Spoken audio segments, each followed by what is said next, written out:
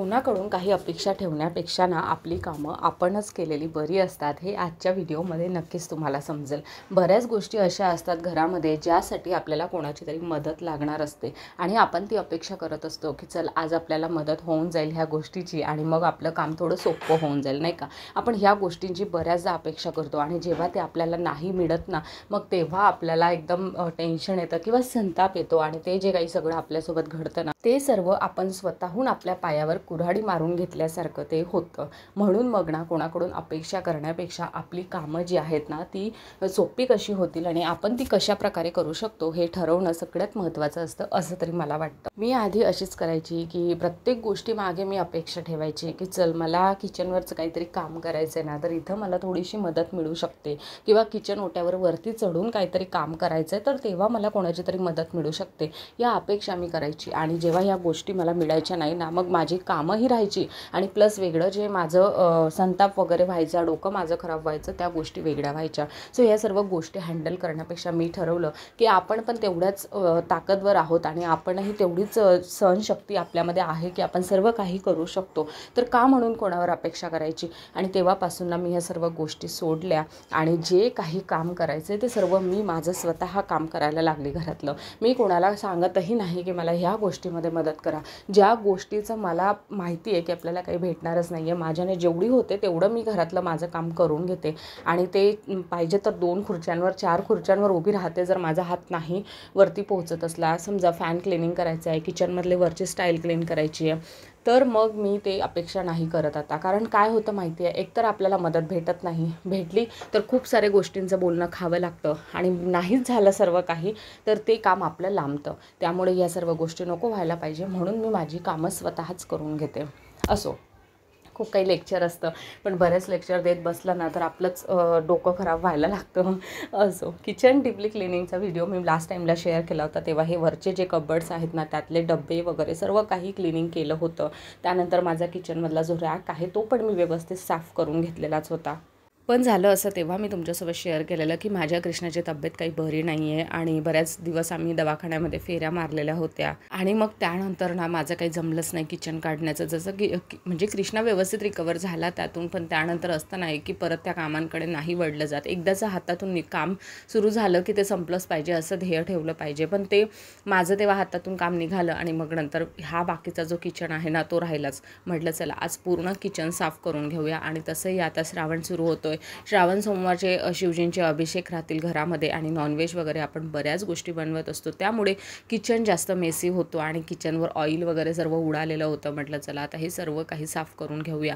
आणि मग वरती किचन ओट्यावर चढून मी पार सगळं साफ करून घेतलं व्यवस्थित आणि एकदम चकाकायला लागला किचन. आता वरतून जेवढीही घाण पडली होती त्यामुळे गॅस पण खूप खराब झाला, त्यालाही पूर्ण धुवून घेतला. म्हणजे माझ्या डोक्यात होतंच आहे की मी सर्व काही भिंती ज्या आहे किचनमधल्या त्या सर्व व्यवस्थित साफ करून घेईल आणि मग तेच काम मी केलं. त्यानंतर वेळ होती ती म्हणजे हे सिंक क्लीन करण्याची. हे तर दररोज क्लीन करत असते, पण आज म्हटलं चला डीपली किचन पूर्ण किचनचं करतोच आहे तर हे पण किचन क्लीन करून घेऊया आपण आणि मस्त आपलं किचन जे आहे पूर्णच एकाकडून पूर्ण साफ होऊन जाईल. आणि असं केलं ना तर मग आपल्याला पण जरा छान वाटतं. आणि जे काही आता देवाची पूजा वगैरे आपण करणार आहोत तर एक ते मनात राहत नाही की आपण नॉनव्हेज खाल्लेलं होतं आणि हे सर्व असं क्लीन करण्याचं राहिलं आहे. आणि महत्त्वाची गोष्ट म्हणजे माझं जे देवघर आहे ते किचनमध्येच आहे, त्यामुळे मग आणखीन मला ते असं सतवतं की चल आपलं काहीतरी क्लिनिंग राहिलेलं आहे आणि त्याशिवाय आपण देवाची जी पूजा आहे, देवाची काही मांडणी आहे पूजेची, ती आपण नाही करू शकत. आणि म्हणून मग हे असं डीपली क्लिनिंग मी नेहमीच करून घेते जेव्हा काही सणवार येत असतात तेव्हा.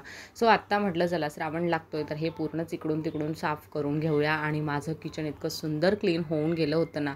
आता गोष्ट फक्त एवढ्यावरच थांबत नव्हती, तर जे काही ट्रॉलीज वगैरे होतात त्यांचा कलर तर तुम्हाला माहितीच आहे, मी नेहमीच शेअर करत असते. तो व्हाईट आणि येल्लो कलरमध्ये मला मिळालेला आहे, तर त्यामुळे त्याचीही व्यवस्थित क्लिनिंग करून घ्यावीच लागते. ते तर मी 8 दिवसात साफ करतच असते. कधीतरी तुमच्यासोबत 8 दिवसाचं रुटीन पण शेअर करेलच मी. पण जे काही त्याच्यावर डाग होतात ना, ते फक्त माझ्या कृष्णामुळे होतात हे असं तुम्ही समजू शकतात. एवढे तिथे ते हात लावत असतो. चॉकलेट खाल्ली ते पण त्या ट्रॉलींना लावून देईल हात. काही ज्यूस वगैरे पिलाय, दुधाचे हात आहेत ते पण तिथे जाऊन असे लावेल. म्हणजे त्याचं ते काम असतंच आणि ते साफ करणं माझं काम असतं. म्हणून मग ते पण एक डीपली क्लिनिंग मला करून घ्यावीच लागते. पण आज म्हटलं सर्व किचन करतेच आहे तर चला ट्रॉल्या पण क्लीन करून घेऊया आणि त्यांना पण क्लीन करून घेतलं. दुसरा मुद्दा म्हणजे हे जे ॲक्वागार्ड आहे तर ते माझं सिंकच्या वरती आहे. कधीतरी अशी भांडी घासण्यामध्ये साबणाचं पाणी त्यावर उडतं आणि बरेचसे कामं करण्यामध्ये त्यावर ते साबणाचे व्हाईट डाग होऊन जातात आणि ते एकदम मेसी दिसायला लागतं. आधीच ब्लॅक कलर आहे आणि त्यावर व्हाईट कलरचा साबण जर उडाला ना मग ते जास्त चमकतं दुरूनच की हे खराब आहे म्हणून. तर त्याला पण घासून घेतलं. आत्ता खूप दमली होती. म्हटलं चला आत्ता चहा प्यायला पाहिजे, त्याच्याशिवाय आता पुढच्या कामांसाठी एनर्जी येणार नाही आणि अजून बरीचशी कामं बाकीच होती.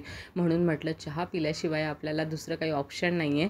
तर जेवण वगैरे करण्याचं बघा कसं असतं, थोडंफार नाश्ता स्नॅक्स केलं, भूक लागते काम करून, पण तेव्हा काय होतं थोडीशी का होईना झोप येते किंवा थकवा येतो. मग असं वाटतं लोळावं बेडवर जाऊन. त्यापेक्षा ना चहा बेस्ट ऑप्शन वाटतं मला. आता किचन माझा सेट झाल्यानंतर जो काही दिसत होता ना त्यामुळे मला स्वतःवर कंट्रोलच झाला नाही आणि घरात जे सॉन्ग चालू होते त्यावरच मग मी ताल धरायला सुरुवात केली.